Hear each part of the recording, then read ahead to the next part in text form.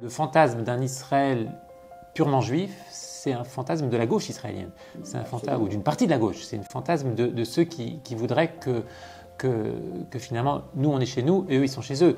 Et quelque part, toutes les grandes erreurs tragiques de la politique israélienne ces dernières décennies ont toujours été quelque part motivées par ce fantasme, que ce soit le retrait de Gaza, du sud Liban, de Judée-Samarie. On est toujours dans cette idée-là. C'est-à-dire, nous les Juifs, on est ici, eux, ils sont là-bas, et comme ça, tout va bien, shalom en Israël, alors que c'est le contraire, c'est exactement le contraire. C'est le refus du Proche-Orient, en vérité.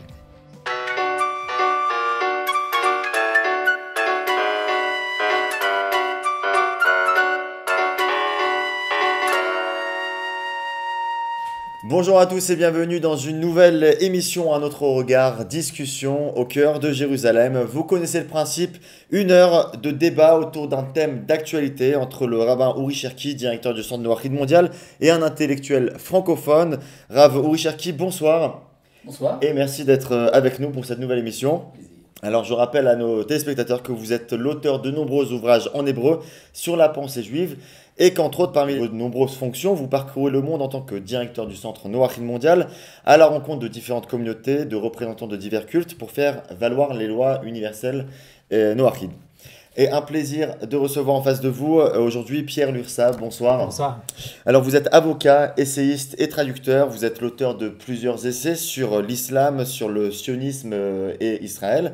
Vous avez fait paraître l'année dernière 7 essais, Israël, le rêve inachevé, quel état pour le peuple juif, aux éditions de Paris Max Chalel. Vous y apportez une réflexion sur de nombreux paradoxes concernant l'État d'Israël, notamment la question de savoir si si le Israël d'aujourd'hui doit rompre avec sa tradition ancestrale ou au contraire la perpétuer. Encore la question de la contradiction entre, s'il y en a une, entre l'État démocratique et juif d'Israël. Et par-dessus tout, une question qu'on soulèvera ensemble, messieurs, pendant cette émission, en quoi Israël est une lumière pour les nations, pour reprendre un verset du prophète Isaïe dans la Bible. Pierre Lursa, l'État d'Israël est jeune, à peine 71 ans. Il est né juste après la catastrophe de la Shoah. Quelle est la vocation, selon vous, de cet État, s'il en a une? Et il en a sûrement plusieurs même. Je crois que sa vocation première, même s'il y a beaucoup de malentendus sur ce sujet, c'était quand même aussi quelque part de sauver les Juifs de leur destin malheureux en galoute. Et au-delà de ça, évidemment, et le fait de devenir l'État quelque part de redonner à Israël sa dimension nationale et donc de lui permettre de formuler à nouveau son message pour l'humanité et aussi de retrouver toute la dimension collective de l'existence juive. On vient de parler de cette notion d'État-refuge. Est-ce que cette ambiguïté au final d'Israël comme État-refuge, est-ce qu'elle réfute du coup la pensée ou l'idée selon laquelle c'est un retour à une tradition ancestrale et un retour sur une terre désolée depuis 2000 ans? Il est toujours problématique de se situer par rapport à une négation. La négation de l'exil, la négation de la persécution, c'est très utile quand on veut être efficace, quand on veut ramener des millions de personnes qui effectivement ont connu une persécution de la pire de l'histoire. Mais il est évident, et je pense que c'est ça que Pierre Lursa voulait dire, également il doit avoir un contenu positif. On n'est pas simplement en train de réfuter quelque chose, on avance vers quelque chose. Effectivement, la question de la vocation se pose toujours. Et on peut dire que si on peut définir un individu par les questions qu'il se pose, alors à plus forte raison une société se diagnostique en fonction de la question qu'elle se pose. Or, la société israélienne est en perpétuel questionnement de son identité. C'est quelque chose d'assez incroyable. On n'a jamais vu, par exemple, des Français se poser tellement de questions sur ce que c'est que la France et qu'est-ce que c'est que l'avenir de la France, la vocation française. Même si on a parlé beaucoup de rayonnement, de la francophonie et tout le reste, mais on peut dire qu'en Israël, tout Israélien prend son petit déjeuner en se posant la question de savoir qu'est-ce que c'est que l'État d'Israël, et quand il va dormir, eh bien, il n'a toujours pas la réponse. Pierre Lursa, le peuple juif serait donc, selon vous aussi, vous avez parlé de plusieurs vocations, donc après 25 siècles de dispersion, ça pourrait être déplacé finalement de prétendre transmettre un message universel, d'autant plus que les juifs font l'objet de diabolisation et d'exclusion sur une partie de la planète. Peut-être que le problème d'Israël, quelque part, c'est justement, étant assailli de tous les côtés, on n'a pas le temps de se poser les vraies questions. Même si, effectivement, je suis d'accord avec le Rav Cherki, chaque Israélien se pose la question de l'identité collective, de l'identité d'Israël, mais finalement, on n'a pas beaucoup de loisirs pour y penser. Et malgré tout, on arrive quand même quelque part à y penser. Et peut-être paradoxalement, d'ailleurs, c'est dans les moments où on croit que c'est pas un hasard, si justement dans la période des accords d'Oslo, quand on pensait que la fin du conflit était arrivée, enfin certains le croyaient, évidemment, il y a beaucoup de gens qui pensaient que c'était une illusion mortelle, mais c'est justement à ce moment-là qu'est apparue, d'une part, la révolution constitutionnelle et aussi la tentative, plus généralement, l'espèce de révolution culturelle qu'on a vécue dans les années 90, qui voulait mettre fin justement à la vocation juive d'Israël, à la vocation spécifique. Et celui qui l'a dit dans les termes les plus frappants, à mon sens, c'était l'écrivain David Grossman. Il avait dit un jour, c'était juste après la signature des accords d'Oslo, il avait dit le retrait des territoires occupés, selon l'expression consacrée, n'est que le prélude au retrait plus général des territoires de notre âme. Et après, il a explicité évidemment ce qu'il voulait dire, les territoires de notre âme, c'était en fait, il y avait toute une liste de slogans qui étaient un petit peu quelque part les fondements du sionisme laïque, mais il y avait aussi, le plus frappant, c'était Am Segula. Il fallait surtout qu'on oblitère, qu'on efface définitivement cette notion de Am Segula. Et je crois que personne n'a... Voilà, donc il fallait mettre fin à l'idée du peuple élu ou du peuple spécial. Enfin, je ne sais pas comment on peut le traduire vraiment, parce que peuple élu, c'est une notion qui fait un petit peu peur aujourd'hui. Mais vraiment, c'était, à mon sens, c'est celui qui a exprimé de la manière la plus frappante, quelque part, tout ce qu'il y avait derrière toute cette tentative de remodeler Israël géographiquement. Mais finalement, c'était comme pour un petit peu paraphraser David Grossman lui-même, c'était la géographie intérieure d'Israël qui voulait modifier de la manière la plus radicale. On va revenir justement sur cette divergence entre sionisme laïque, sionisme religieux et les différences au sein du peuple d'Israël en Israël. Rav Uri Cherki, ce qu'on disait, c'est que l'État d'Israël aurait un message et serait porteur de sens, qui serait porteur de sens dans le reste du monde. On a dit tout à l'heure, en fait, on n'attend pas ce type de choses dans tous les États. On a parlé de la France qui se veut la patrie des droits de l'homme, des USA, patrie de la liberté, d'Union européenne qui se veut la représentante de l'Union des droits de l'homme, mais c'est pas le même message, on ne parle pas de la même chose. Disons que c'est très simple. L'État d'Israël et le peuple juif dans son ensemble, mais surtout l'État d'Israël, est diagnostiqué comme étant le juif des nations. C'est-à-dire dans le subconscient collectif des nations, actuellement, finalement, Israël représente, qu'il le veuille ou non, la Bible dans ses différentes dimensions. Que cette dimension soit religieuse, nationale ou cosmopolite, ça n'a aucune importance. Ce peuple est porteur de la Bible. Et c'est donc la Bible, avec ce qu'elle représente au niveau des valeurs universelles, qui est parfois remis en question, mais le fait même de remettre en question, et ça vous avez tout à fait raison d'insister là-dessus, le fait que Israël soit ciblé, soit rejeté, soit fustigé, c'est également un signe d'intérêt. C'est le contraire de l'indifférence. Et quand on essaie de rejeter quelque chose sans être psychanalyste très doué, eh bien vous trouvez toujours le principe de l'autorité du père qui est rejeté, etc. Et ça signifie qu'il y a un père, ça signifie qu'il y a des repères, on pourrait dire, qui sont remis en question. Et donc, ça ne fait que prouver leur existence. Et donc, on peut dire que ce qu'on attend de l'État d'Israël, d'une manière un peu diffuse dans l'ensemble de l'humanité, c'est d'avoir quelque chose à dire. Et s'il y aurait donc une justification de la critique des nations contre Israël, ce n'est pas tellement à cause de ce qu'Israël fait ou ce qu'Israël dit, mais c'est surtout à cause de ce qu'Israël ne fait pas et ne dit pas. Il y a une attente d'un message, et ce message fait, disons, un peu peur. Il y a une sorte de timidité collective de la société israélienne, et là c'est dans tous les domaines, aussi bien religieux que laïques, ou bien de droite ou de gauche. Il y a une sorte de timidité inhérente, viscérale au peuple juif qui est « mais nous n'avons rien à vous dire, en fait, nous cherchons simplement notre place ». C'est pas de l'humilité. On ne peut pas traduire ça par l'humilité. On peut appeler ça l'humilité, c'est beaucoup plus poli. Mais finalement, il y a, on peut dire, une sorte de timidité permanente. Et c'est pour ça d'ailleurs que traditionnellement on dit ça commence par les goyim, c'est les nations qui vont dire que Dieu a fait de grandes choses avec ce peuple, c'est dans les psaumes. Il dit Hachem la sotimele, et quand les peuples diront Dieu a fait de grandes choses avec ces gens, avec ceux-là, alors nous dirons ah c'est vrai, Dieu a fait de grandes choses avec nous. Oui. Pierre Leussat, dans les années 30, justement, les débats sont révélateurs entre les universités idéalistes, par exemple du mouvement Yichoud, Martin Buber, Yehuda Magnes, qui s'opposent à l'établissement d'un État juif parce que le pouvoir corrompt, il ne faut pas porter atteinte à la pureté spirituelle du judaïsme. Et d'après eux, juifs et arabes vivront en harmonie dans un État binational. On est bien avant la création d'État d'Israël.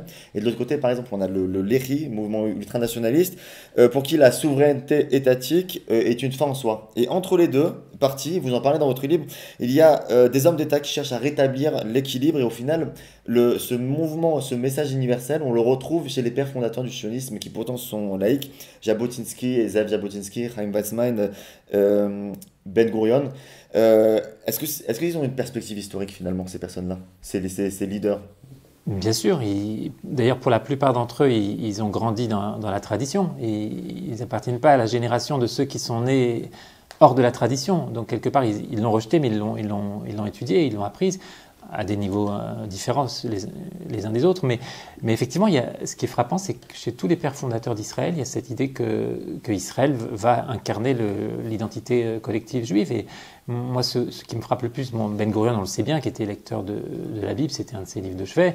Il lisait aussi Homère dans le texte, donc pour lui, il était très, comment on dit, très éclectique. Mais malgré tout, il lisait la Bible, il y croyait, et il dit quelque part Israël, je ne sais plus quand et où il l'a dit, Israël, lumière des nations, c'est une expression qui lui était familière. Et quant à Jabotinsky, là c'est peut-être encore plus frappant, parce que lui on le présente toujours systématiquement comme le dirigeant sioniste le plus laïque possible, et on oublie tout d'abord qu'il a été très marqué par la Bible, il a écrit notamment des articles sur la philosophie sociale de la Bible. Il pensait qu'il fallait développer une pensée économique originale qui serait ni capitaliste ni socialiste et qui s'inspirait de la Bible. Et par ailleurs, il a écrit un article très fameux qui s'appelait « Le sionisme suprême », dans lequel il disait « Le sionisme, il y a 3 étages. Le premier, c'est le kibbutz galouyot, c'est la façon des exilés. Le deuxième, c'est la création de l'État. Et le troisième, c'est quoi? C'est le sionisme suprême. Et quand il explicite ce que c'est le sionisme suprême, il conclut par les mots du prophète Isaïe, Kimetzion, etc. Donc il n'y a pas de hasard. Je veux dire, on ne peut pas dire ça, il n'y a pas de Kimetzion, etc. Ça n'a pas de signification laïque. Ça ne peut avoir de signification que prophétique, n'est-ce pas? Donc on peut être un juif parfaitement laïque comme Jabotinsky, et malgré tout, la vocation d'Israël, il l'exprime précisément dans les termes du prophète Isaïe. Et par ailleurs, et là c'est quelque chose qui est peut-être aussi pas très connu, même si aujourd'hui on commence un peu à s'intéresser au sujet, il avait été très marqué, notamment par l'intervention du Rav Kook au moment de l'affaire Arlozorov, et c'est un peu le point de départ de sa réévaluation du sionisme religieux. Et quelque part, il y a eu une occasion manquée historiquement d'un rapprochement dès cette époque entre la droite sioniste et le sionisme religieux. On pourrait réécrire l'histoire, imaginer ce qui serait passé si Jabotinsky avait pris la tête du mouvement sioniste comme il en prenait le chemin juste avant l'affaire Arlozorov, et s'il avait effectivement fait cette alliance historique, s'il y avait une alliance historique entre la droite et le sionisme religieux, et non pas entre la gauche travailliste et le sionisme religieux. Alors d'après ce que vous dites, à quel moment il y aurait eu une brèche du coup, entre cette pensée au final qui est profondément en lien avec la tradition ancestrale biblique et la pensée de l'idéologie laïque actuelle qui rejette tout passé religieux ou tout passé, toute tradition? Je dirais qu'il y a toujours eu cette tendance présente dans l'histoire d'Israël et du sionisme, et même bien auparavant, cette tendance au rejet de nos origines et à vouloir être un peuple comme les autres. On a vécu avec ça depuis le début de notre histoire, mais effectivement, dans l'histoire sioniste et israélienne, c'est présent aussi depuis le début, depuis le fameux mouvement cananéen dont je parle un petit peu dans ce livre, dans cette tentation cananéenne de vouloir dire on n'est pas des Juifs, on n'est pas des Hébreux, on n'est rien du tout de tout ça, on est quelque chose de totalement différent, qui a pas fait long feu, mais en même temps qui a laissé des traces durables. Et à mon avis, la trace la plus durable, c'est dans le journal Haaretz, par exemple, qui est encore le flambeau de cette idée qu'on pourrait être. Si vous lisez par exemple les suppléments culturels de Haaretz, on a l'impression que leur idéal, c'est d'être européen. Ils veulent manger européen, lire européen, ils veulent être des Européens. C'est vraiment leur idéal. C'est ce que vous répétez souvent justement à ce sujet. Rappelons que dans le journal Haaretz, il y a c'est pas simplement de l'indifférence à la tradition, c'est une opposition à la tradition. Or, quand on s'oppose à quelque chose, c'est qu'on n'y est pas indifférent. C'est-à-dire que finalement, il y a également une forme de liaison par le rejet. Et on peut dire que, je me rappelle une fois à la Knesset, un parlementaire avait parlé du roi David en termes peu élogieux, à cause de l'histoire de Bathsheba. Et alors, ça avait fait un scandale à la Knesset. On a porté atteinte au chantre d'Israël. Et le lendemain, à la radio, j'ai pu entendre un discours une intervention de Yael Dayan, la fille de Moshe Dayan, qui est d'extrême gauche, anti-religieuse, et qui a dit une très belle chose, à mon avis. Elle a dit, vous savez, les religieux ont pris des personnages de la Bible tout l'aspect clérical et sacerdotal. Et la droite a pris tout le côté nationaliste et fasciste. Eh bien, laissez-nous, à nous, les chilonimes, les vrais laïcs, les gauchistes, l'aspect humain des personnages de la Bible. Et on peut dire que de cette manière, elle exprimait, pas une dualité, une trialité, pourrait-on dire, de la société israélienne, qui toujours est en train de se chercher entre trois pôles. Le pôle religieux, le pôle nationaliste et le pôle cosmopolite. Et on peut dire que le cosmopolitisme juif n'est pas vraiment un cosmopolitisme à l'européenne. Il est en fait quelque chose d'inhérent à l'identité juive depuis ses origines. Parce que déjà, nos ancêtres, nos patriarches, ne voulaient pas de l'élection. On peut voir qu'il y a une réticence permanente, par exemple dans le personnage d'Abraham, le premier de nos patriarches, il y a une réticence permanente par rapport à l'idée de son élection. Et on pourrait dire presque que le vrai cosmopolitisme est d'origine juive. Finalement, sur le plan religieux, c'est devenu le christianisme, qui a été fondé, d'ailleurs, je crois, par des juifs. Et également, si vous cherchez la laïcité israélienne, c'est la forme, si je veux dire, laïque de ce cosmopolitisme chrétien. Et donc, on peut dire que finalement, on reste toujours dans le cadre de l'identité d'Israël. Chacun à sa manière. Il y a une sorte de tiraillement. Et ce tiraillement n'est pas n'importe quoi. Il fait partie du contrat social d'Israël. C'est-à-dire, dans le contrat social de la société israélienne, on est d'accord, justement, pour ne pas parler des gros problèmes. Si vous avez dit ceux qui se définissent uniquement comme religieux, uniquement comme cosmopolites, tradition, pas tradition, alors il y a une sorte de consensus comme ça du silence qui est on n'en parlera pas. Et parce qu'on a des difficultés à exprimer ce que nous sommes, alors on préfère, disons, rester dans un milieu entre ces différentes tendances. Mais on pourrait dire que je ne suis pas tout à fait inquiet même sur le plan religieux ou de la Torah, par rapport à ces tendances de rejet. Elles font partie de la dynamique du peuple d'Israël depuis ses origines, et donc il n'y a pas de raison que ça s'arrête. Nous sommes sur une très bonne route, et je peux vous faire part, par exemple, de ma maladie personnelle, qui est l'optimisme chronique. Pierre Le Sage, justement, par rapport à ce que Rav Cherki vient de dire, on est dans une société actuellement qui est tiraillée dans son identité, qui cherche à se définir. Oui, moi je suis assez d'accord avec ce que vous venez de dire. Peut-être optimiste, peut-être pas pour les mêmes raisons. C'est-à-dire que je pense que malgré tout, cette tendance universaliste, elle est dangereuse. On l'a bien vu à l'époque d'Oslo et elle est toujours là. Et aujourd'hui, qu'est-ce qu'on voit sinon la poursuite de cette espèce de putsch judiciaire de la Cour suprême qui veut empêcher le peuple de choisir ses représentants. C'est pas quelque chose d'anodin, c'est quelque chose de dangereux. La démocratie est en danger, c'est à nous de le dire, c'est pas eux. Si la démocratie est en danger, c'est pas à cause de Netanyahou.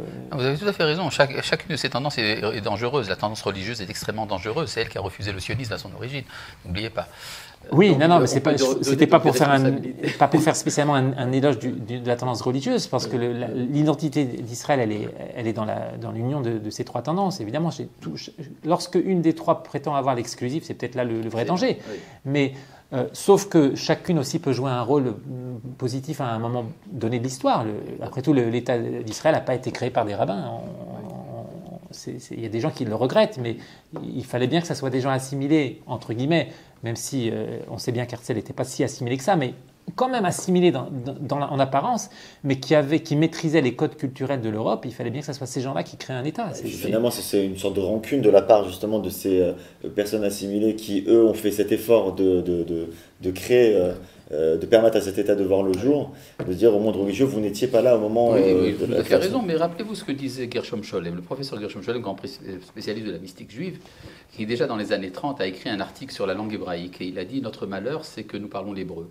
Et donc ça veut dire que nous ne pourrons jamais nous couper de nos origines spirituelles, parce que l'hébreu est trop porteur de sens. Donc malheureusement pour lui, finalement, il y a on pourrait dire, il y a des systèmes, il y a des mécaniques intérieures qui font qu'il y a un frein à ce cosmopolitisme. C'est d'ailleurs André Neher, je crois, qui mettait en évidence le fait que la laïcité sioniste porte en elle-même ses propres freins, parce qu'elle veut se laïciser en parlant d'une terre et d'une langue, mais la terre, c'est la terre sainte, et la langue, c'est la langue sainte. Donc finalement, ça ne peut pas totalement échapper. Oui, bien sûr. Effectivement, il y a cette contradiction inhérente au sionisme. C'est pour ça qu'il y avait eu le projet de l'Ouganda que j'évoque dans le livre aussi, qui est aussi quelque part une espèce de leurre, mais même si dans l'esprit d'Herzl, c'était pas du tout une déviation de la destination du sionisme, c'était juste ce qu'il appelait un asile de nuit sur la route d'Israël.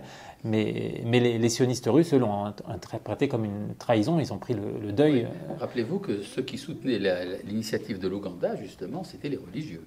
C'était le Mizrahi, le Rav Reines. Parce que, on veut dire, pour les religieux, on disait, différer la fondation de l'État n'est pas un drame. Finalement, nous avons vécu en exil pendant 2000 ans avec la Torah, on va continuer, si c'est nécessaire. Tandis que pour les sionistes, justement, laïcs de Russie, c'était leur manière à eux de faire teshuva, d'être sionistes. C'est-à-dire, c'était pour eux un retour. Et donc, si on leur supprime Eretz Israël, il n'y a plus rien. C'est la raison de leur opposition. C'est vrai que c'est frappant le fait que, souvent, c'est dans le monde religieux qu'on est le plus, quelquefois, réticent à voir des choses qui paraissent évidentes aux autres, y compris d'ailleurs aux goïms. Vous demandez à un évangéliste américain si on est en train de vivre la prophétie, pour lui, c'est évident. Mais vous demandez ça à un juif religieux ou pas, il va faire un pile-poule pour savoir si c'est vrai ou pas. Absolument. Alors, Rav Shaki, la renaissance de l'État des Juifs depuis 70 ans nécessite également une réinvention donc, du coup, du message d'Israël envers lui-même et envers les autres. Il n'est pas possible, vous l'avez dit même dans votre optimisme, qu'en 71 ans... Chronique, pardon, excusez-moi. Donc il n'est pas possible en 71 ans de répondre à tous les problèmes, et votre optimisme nous permet de résoudre petit à petit les problèmes. Mais la question du choix d'Israël, ce qu'on appelle en hébreu la Ségoula d'Israël, cela implique-t-il nécessairement une vocation envers les autres, ou c'est un choix qui s'impose à un peuple avec certaines croyances ou certaines actions, mais pas nécessairement qui a une portée universelle? Il n'y a rien à réinventer, il faut simplement revenir à soi-même. Or, si on voit quel est le projet d'Israël dès son origine, c'est d'être une bénédiction pour les familles de la terre. C'est écrit en toutes lettres lors de l'élection d'Abraham. Donc, si vous revenez en Eretz Israël et que vous reprenez votre place dans l'histoire, ipso facto, ça implique un message universel. Il y a un questionnement. Or, on peut dire justement que ce questionnement existe, comme on l'a dit tout à l'heure, dans le subconscient collectif des nations. Vous savez ce que c'est que la fondation de l'État d'Israël et encore plus la guerre des 6 jours? C'est un événement biblique en pleine modernité. Et quand il y a un événement biblique en pleine modernité, ça bouleverse les consciences. On se dit, tiens, on pensait que la Bible c'était fini il y a depuis longtemps, et puis brusquement ça réapparaît. Et le pire, c'est que si ça réapparaît, alors peut-être que c'est la manière que les Juifs ont de lire cette Bible qui est la bonne. Et c'est très inquiétant. Alors, vous savez, les nations viennent et disent, mais qu'est-ce que vous avez à nous dire? Vous avez chamboulé la théologie, vous avez bousculé les habitudes de pensée. C'est certainement que vous avez quelque chose à nous dire. Et les Israéliens, à nouveau très timides et, on pourrait dire, humbles, disent « Mais non, nous n'avons rien à vous dire, nous sommes comme vous, nous sommes comme tout le monde, nous avons inventé les petites tomates chéries et le disconquis, vous ne vous rendez pas compte, nous sommes des gens très bien. Nous avons d'ailleurs une ville, Tel Aviv by night, c'est extraordinaire, ça ressemble un peu à Las Vegas. Et bon, si vous voulez faire un peu de tourisme, alors à Jérusalem, vous avez le Saint-Sépulcre. Et surtout, ne parlez pas trop de notre identité, on ne veut pas vous déranger. » Et nous ne nous rendons pas compte que lorsque nous avons ce genre de discours, en fait, nous décevons l'attente qu'il y a de la part de la civilisation universelle. Et on peut dire que nous créons, malgré nous, une déception amoureuse. Et cette déception amoureuse se traduit par la suite par une accusation. Alors si vous n'avez rien à nous dire, alors c'est donc que vous nous avez menti. Alors donc, ce n'est pas vous, Israël. Alors rendez ça aux Palestiniens, ce n'est pas à vous. Vous comprenez ? Il y a un enclenchement de ces problèmes. Et donc, être universel, avoir un message universel est une évidence qui sointe de l'État d'Israël. On ne peut pas ne pas se rendre compte que nous avons quelque chose à dire. Je voudrais à ce propos vous rappeler, si vous permettez, lorsqu'il y a eu l'intervention d'Israël à Gaza, une des interventions, la communauté internationale était plus ou moins positive par rapport à ça. On disait qu'Israël était attaqué en permanence par des fusées, etc. Ils ont le droit de se défendre. Et je rappelle que le ministre des Affaires étrangères britannique est venu en Israël et il a fait 2 déclarations absolument sidérantes. La première, Israël a le droit de se défendre. Merci beaucoup. Est-ce qu'on a besoin de dire que les Britanniques ont le droit de se défendre ? Mais enfin, il l'a dit quand même. Deuxième affirmation, mais n'oubliez pas quand même votre engagement par rapport à vos valeurs occidentales. C'est très intéressant. Vos valeurs occidentales.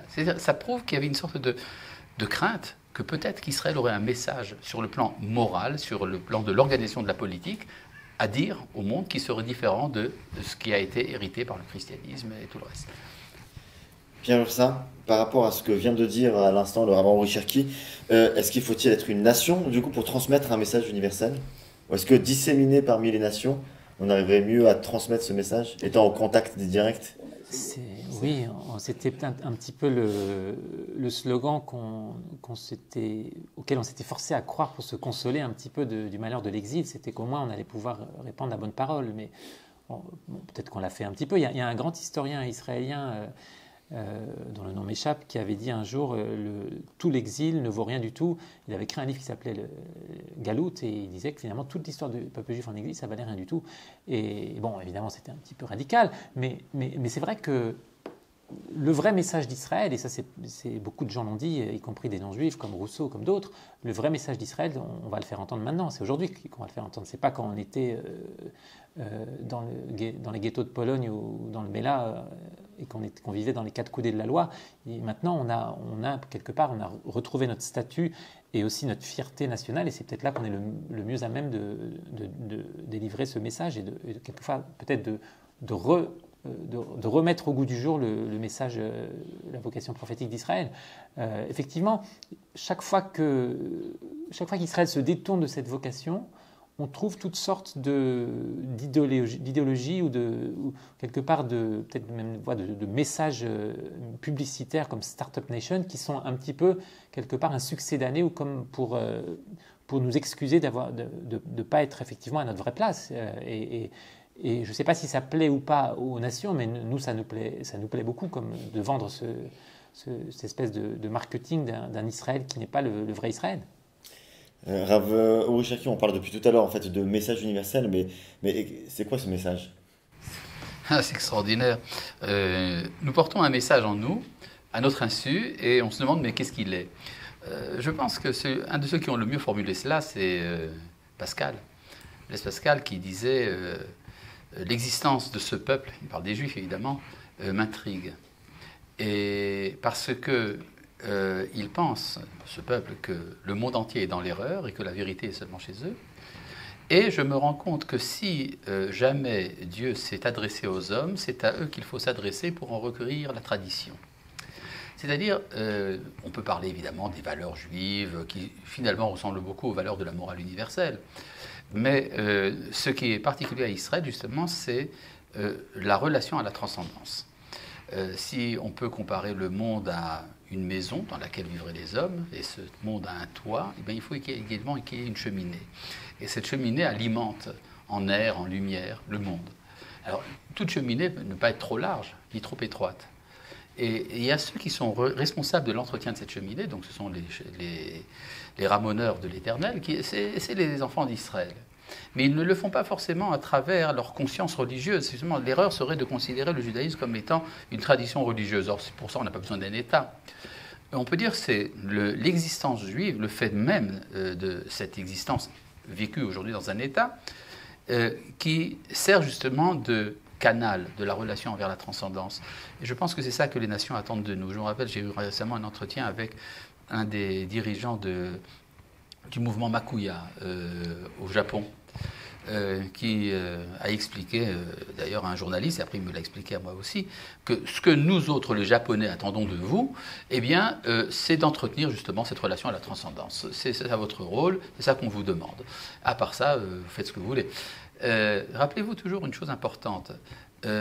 Si le bon Dieu a demandé aux enfants d'Israël d'avoir un État, c'est parce que c'est le seul moyen de transformer le monde au niveau le plus important. Le levier des mouvements de l'humanité, c'est le politique. Or, le politique se fait à travers des États. Et donc, tant que nous vivons en tant que religion individuelle, qui vient, disons, assurer la béatitude chez des individus, en fait, on s'occupe de l'individu, mais on ne transforme pas le monde. Et de ce point de vue-là, on peut dire que tout Israélien fait partie de ce projet, qu'il le veuille ou pas.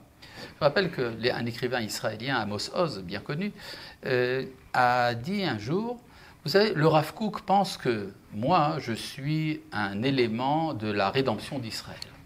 Eh bien, je veux te dire à toi, le Rav Kook, que je ne fais pas partie de ton mouvement de rédemption de l'identité d'Israël. Le problème, c'est qu'Amos Oz ne savait même pas que son refus de faire partie de l'identité de la rédemption d'Israël, ça fait également partie du projet. On peut dire que c'est une approche un peu paternaliste, mais je sais un peu mieux que lui ce qu'il veut. Mais on peut dire que finalement, on revient toujours à une dialectique hegélienne dans laquelle chacun a son rôle en étant l'antithèse de l'autre.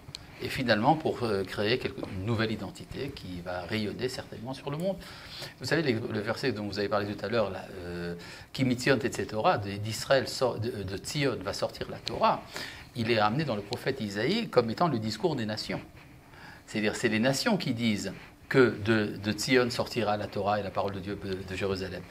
Et donc, on peut dire que nous sommes en route. C'est pour ça, d'ailleurs, je pense que vous allez en parler, que je mène certaines activités dans ce sens. Mais ces activités ne sont pas mon initiative. Elles sont le fruit d'une demande qui est adressée aux enfants d'Israël aujourd'hui dans le monde entier.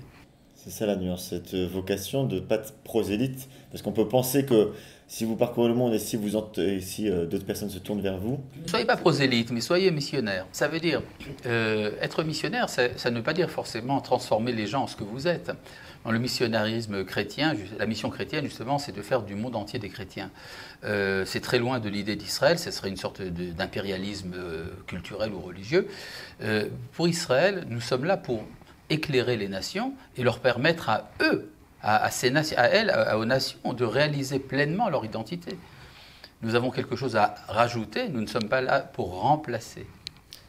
Pierre Lossas, ce message universel de notre Rav Uri Cherki, ce serait cette relation à la transcendance, ces valeurs du divin qu'il faudrait faire descendre entre guillemets sur terre.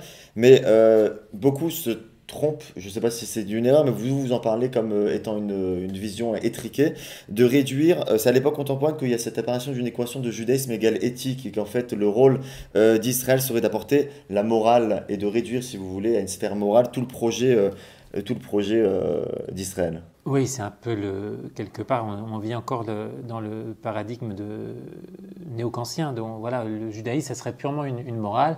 On aurait juste donné le décalogue et puis voilà, on n'aurait plus rien à dire. Et en plus, le vrai problème avec les tenants de cette conception au sein d'Israël et du peuple juif, c'est surtout que leur morale, elle est dévoyée. Parce que ce n'est pas la vraie morale juive. La morale juive, elle ne nous oblige pas à donner d'électricité à Gaza alors qu'ils nous lancent des missiles et qu'ils ne veulent pas restituer le corps d'Adar Goldin et des autres soldats. J'ai entendu il y a 2 jours le père Simcha Goldin qui se demandait mais pourquoi est-ce que le gouvernement soi-disant le plus à droite d'Israël n'est pas capable d'obtenir ne serait-ce que la restitution du corps d'un soldat alors qu'on laisse passer des millions de dollars vers Gaza et qu'on leur donne de l'électricité, qu'on leur donne à manger. Donc on se croit obligé, ce qui montre bien que ces idées aussi radicale qu'elle puisse paraître, parce que lorsque Martin Buber, que vous rappeliez tout à l'heure, a été le premier quelque part à dire que l'État d'Israël, d'ailleurs il ne parlait pas d'État d'Israël puisqu'il voulait un État binational, mais c'est le premier quelque part, l'ancêtre de Shalom Arshav, donc les premiers qui ont voulu qu'Israël ait une vocation morale avant toute chose, avant même un projet national, eh bien aujourd'hui on voit que ces idées sont devenues presque majoritaires, puisque même le gouvernement d'Israël, quelque part, applique cette espèce de fausse morale juive qui n'est même pas une morale chrétienne, parce que les chrétiens non plus ne l'appliquent pas. Et je me rappelle qu'à l'époque d'une des guerres à Gaza, quand Israël était tellement soucieux de protéger la vie des civils ennemis, que c'était les spécialistes du droit militaire européens qui sont venus nous critiquer, nous dire attention, nous ces normes-là, on ne pourra jamais les appliquer. Donc quelque part, même les nations savent que ce n'est pas ça la morale juive, et elles le savent peut-être mieux que nous. Ça ne m'étonne pas d'entendre ce que effectivement, quelque part, il faudrait réécrire l'histoire du sionisme en montrant que quelque part les goïms étaient beaucoup plus conscients que nous. Ils nous avaient déjà demandé de retourner en Israël plusieurs siècles avant le sionisme politique, et ils nous ont accompagnés tout au long du sionisme politique. Et lorsque Herzl a été chercher une oreille attentive chez les Rothschild, au début il a été conduit, et le seul qui l'a écouté c'était le révérend Eschler qui avait grandi avec la Bible protestante. C'est pas un hasard. Lorsqu'un protestant lit la Bible, il la prend au sérieux, et peut-être parfois plus que nous. C'est un paradoxe. Ça me rappelle une anecdote intéressante. Manitou avait rencontré une fois un ecclésiastique chrétien, je crois catholique, qui lui avait dit c'est quand même dommage que les pionniers sionistes ne soient pas religieux parce qu'ils accomplissent les prophéties. Et Manitou lui a répondu au contraire. S'ils y croyaient, on dirait qu'ils le font parce qu'ils y croient. Mais ils n'y croient pas, ils le font quand même, donc c'est une intervention divine. C'est bien résumé. Rav Rechaké, on observe, je peux me tromper, mais dans la littérature hébraïque, chez les prophètes notamment, dont on a parlé, Isaïe, il n'y a pas de prétention à influencer ou à créer une autre réalité au sein des nations. On a plutôt des termes comme voyer, observer, écouter notre message, mais pas de projection de la Torah au sein des nations. Bien au contraire, dans Isaïe, il est tout à fait question justement de villes en Égypte qui vont connaître le Dieu d'Israël. Le prophète Isaïe lui-même a été envoyé chez les Couchites en Afrique. Donc il parle de Achour, des Assyriens comme faisant partie d'une trinité de puissance avec l'Égypte et Israël au milieu. Au contraire, justement, il y a chez le prophète Isaïe, on pourrait dire presque un projet pour les nations, bien au contraire.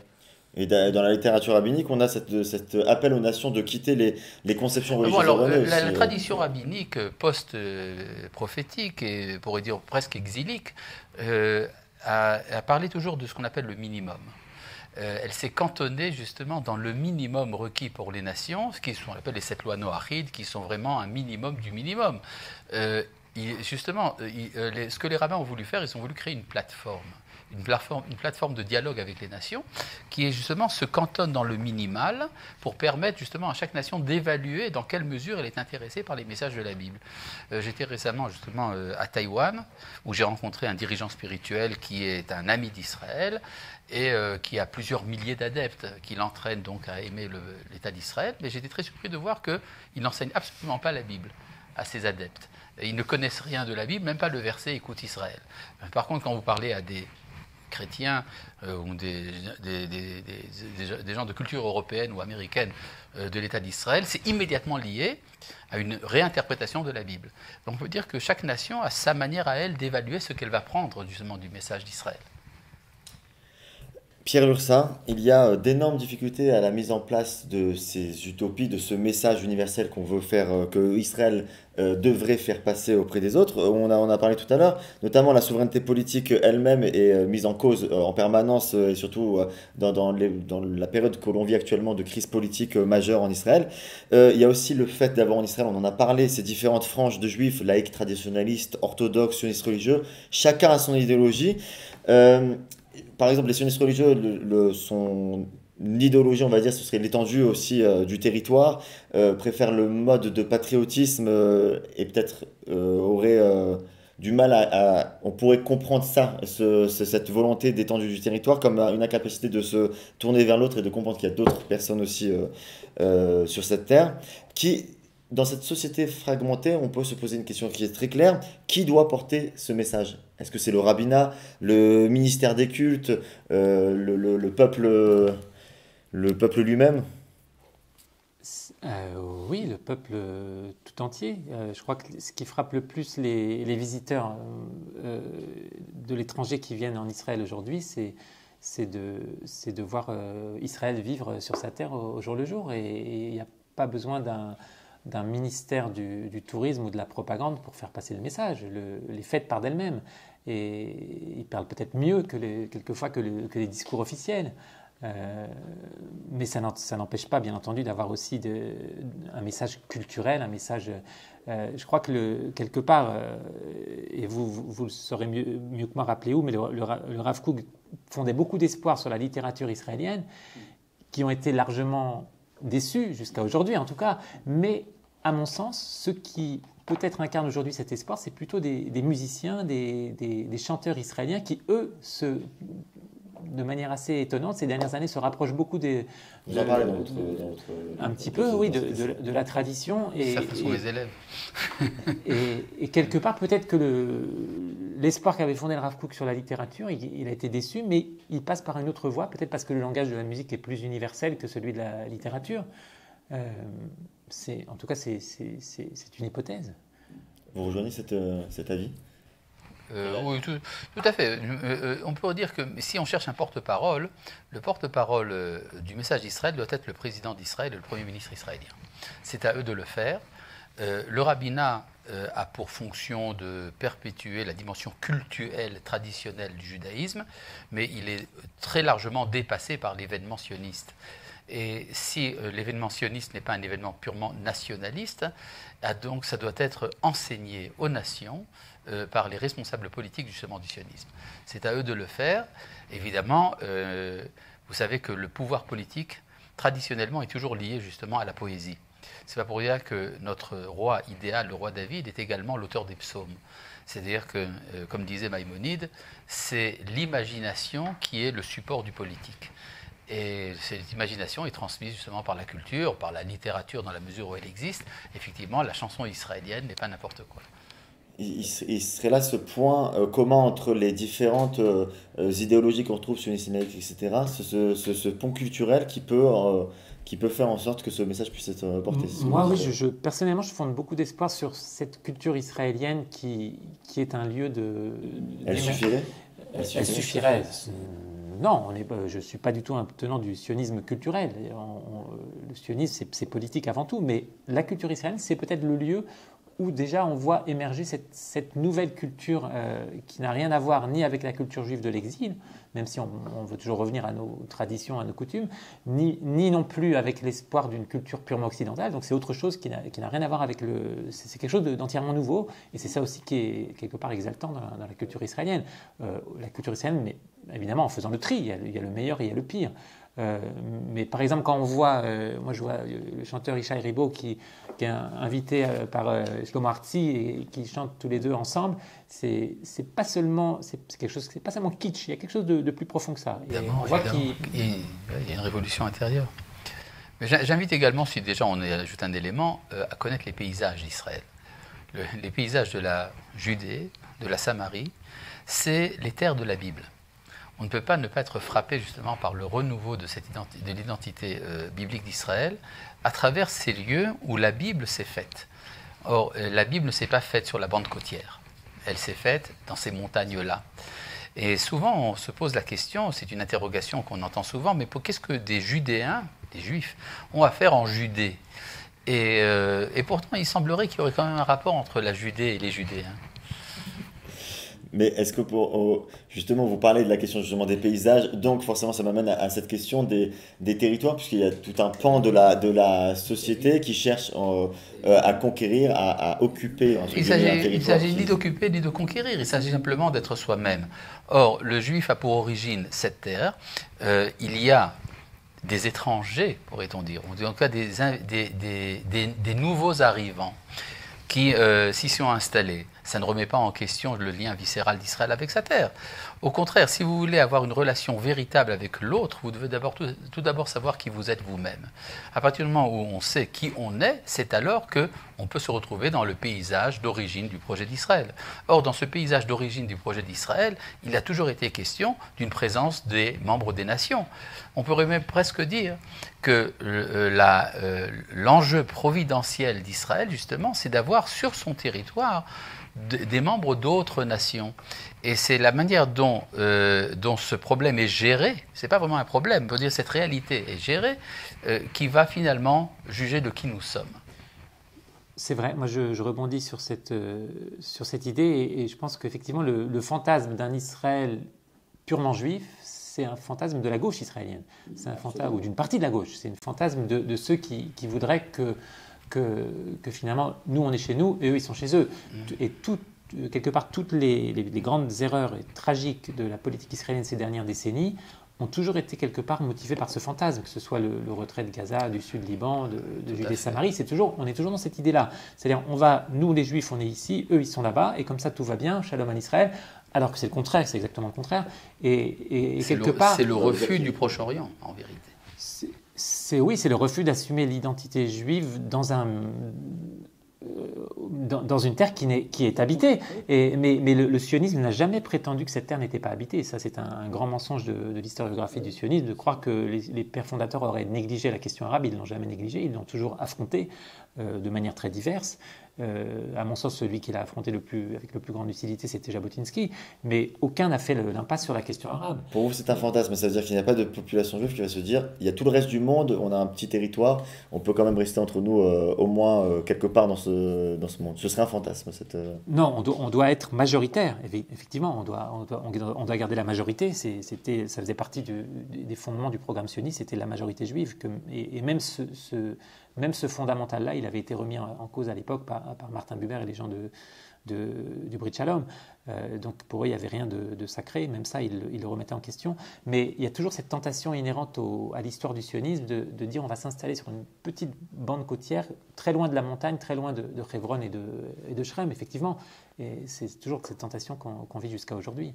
De fuir notre identité véritable. Mais s'il y avait une échelle de priorité, vous ne voudriez pas s'occuper déjà de consolider les liens entre les personnes qui sont déjà présentes, plutôt que de chercher une étendue territoriale? Est-ce qu'elle apporterait quelque chose? Est-ce qu'elle réglerait le problème inhérent au peuple d'Israël, qui est ce manque de solidarité? Bien au contraire, c'est lorsque vous n'avez pas retrouvé votre identité, vous n'êtes pas capable de régler vos problèmes intérieurs. C'est quand on assume pleinement ce que nous sommes, c'est là qu'on peut vraiment commencer à discuter sérieusement des problèmes. Oui, je crois que le danger, au contraire, plus on quelque part, soi-disant, se retirer de territoire pour se consacrer, par exemple, à la prospérité économique, c'était le rêve du nouveau Moyen-Orient de Shimon Peres, ou pour se consacrer à la justice sociale, qui évidemment est un sujet fondamental, mais finalement c'est tout le contraire. On voit bien que chaque fois que, par exemple, le retrait de Gaza, c'est le meilleur exemple, jamais l'État d'Israël n'a été aussi cruel que lorsqu'il a chassé de Gaza non seulement les Juifs qui y vivaient, mais même les morts qui étaient ensevelis. C'est une des plus grandes tragédies de l'État d'Israël, ce qu'on a appelé dans un langage très très policé la hitnatkout.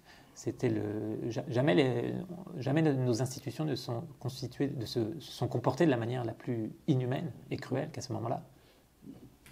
Je voudrais, dans le temps imparti qui nous reste dans cette émission, parler aussi de cette notion et cette loi qui est passée l'année dernière, cette loi fondamentale d'Israël, État-nation du peuple juif, qui fait que ratifier juridiquement une réalité et qui soulève à nouveau la question à laquelle Israël est sans cesse confronté: comment être un État à la fois juif et démocratique. Et Rav Uri Cherki, tout à l'heure en antenne, vous me disiez, vous citez Lévinas, qui déjà fait une différence entre juif et État. Juif et État. Évidemment.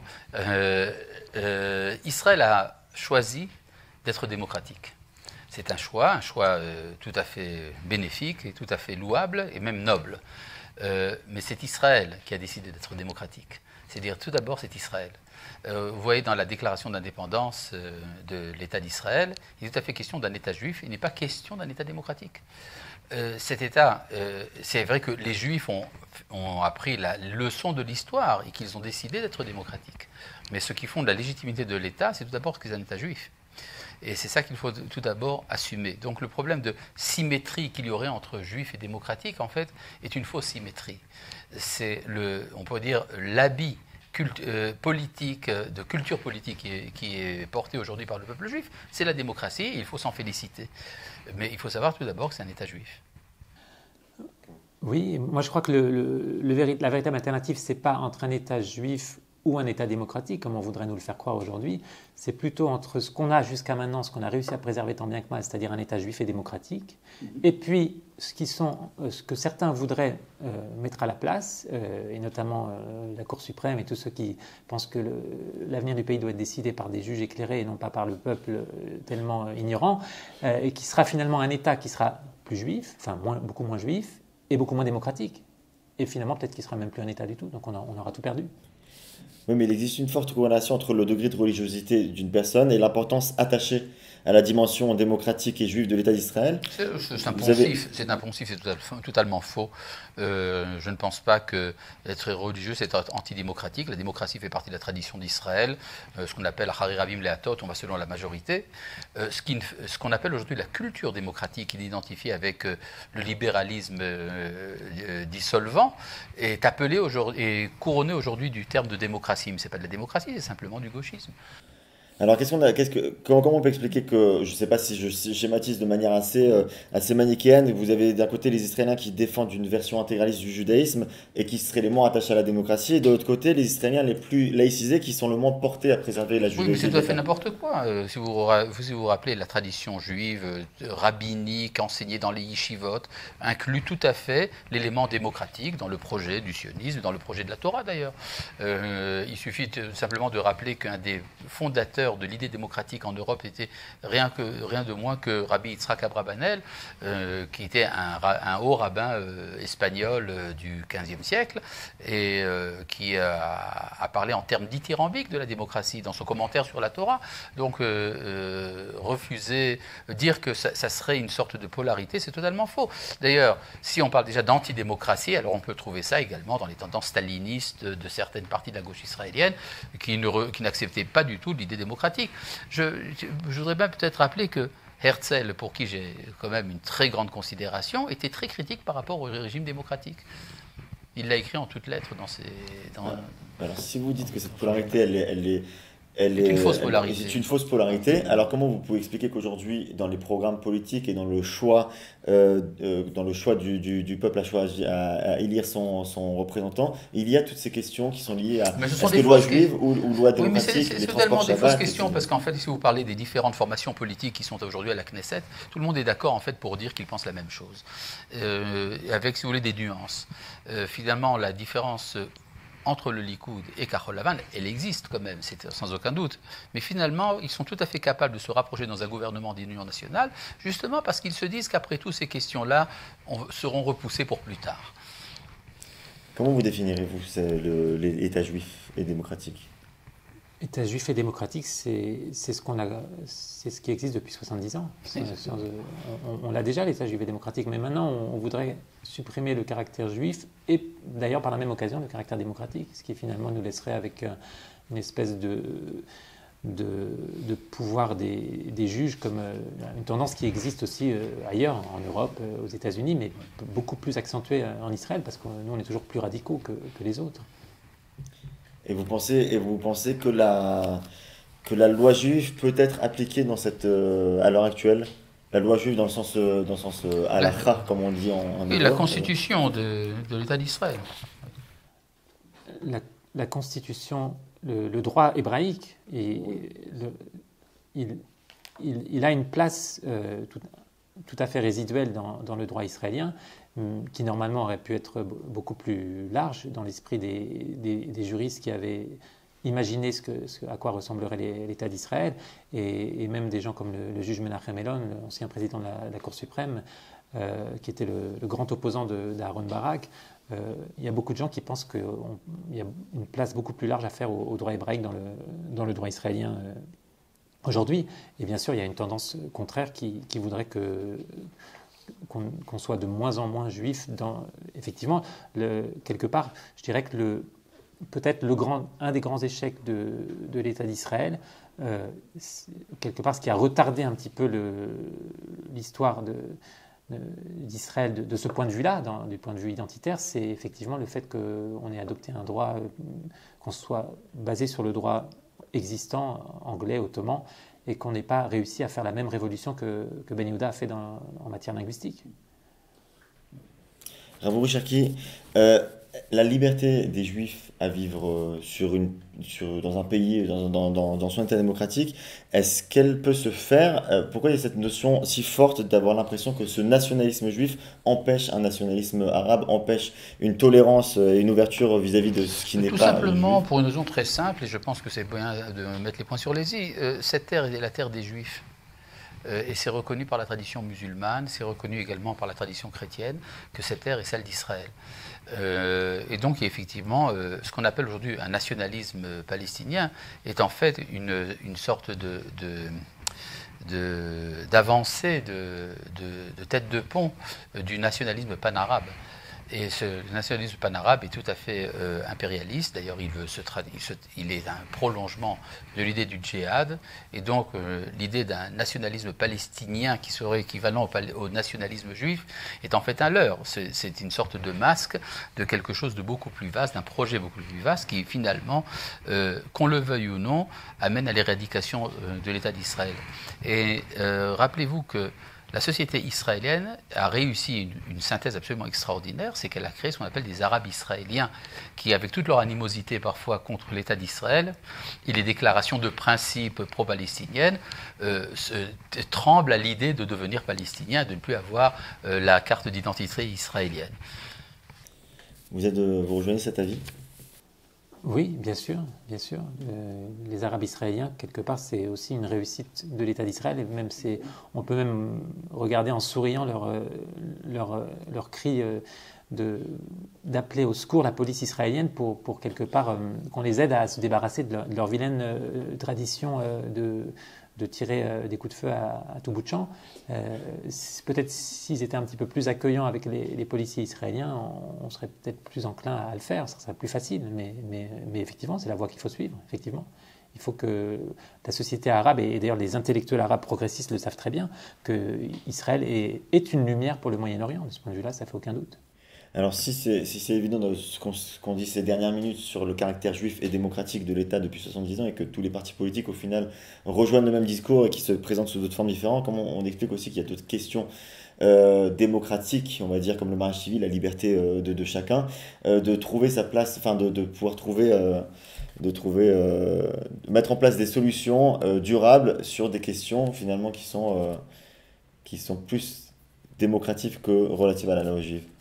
Ça fait partie, si vous voulez, des problèmes de société. Il y a toujours des problèmes individuels. D'ailleurs, il y a une sorte ce que j'appelle l'épouvantail de la halacha, cette idée qu'un État dans lequel la Constitution serait la Torah deviendrait quelque chose de clérical, un peu comme l'Iran actuel. En fait, c'est ignorer totalement la tradition juive, et c'est dommage qu'on ne se mette pas un peu plus à une étude plus sérieuse de ces sources. Ceux qui sont intéressés, sur mon site ravcherki.org, vous trouvez mon article « L'épouvantail de la halacha » qui a été publié également dans la revue Pardes, et dans lequel vous verrez qu'en fait, si, qu'à Dieu ne plaise, la halacha devient un jour la constitution de l'État d'Israël, eh bien, ça ressemblera presque comme deux gouttes d'eau à la situation actuelle, peut-être en mieux. Messieurs, Rav Uri Cherki, merci beaucoup. Pierre Lursa, merci beaucoup. Je rappelle que votre livre Israël, le rêve inachevé, quel État pour le peuple juif est disponible. On peut se le procurer. Et Rav Uri Cherki, on peut consulter vos articles en français, notamment sur, vous venez de le dire, votre site internet ravcherki.org. Et pour les hébraïsants, vous avez des bibliothèques entières de Rav Uri Cherki à votre disposition. Merci à vous de nous avoir suivis. N'hésitez pas à partager, à commenter. On se revoit très bientôt pour une nouvelle émission. Ciao, ciao.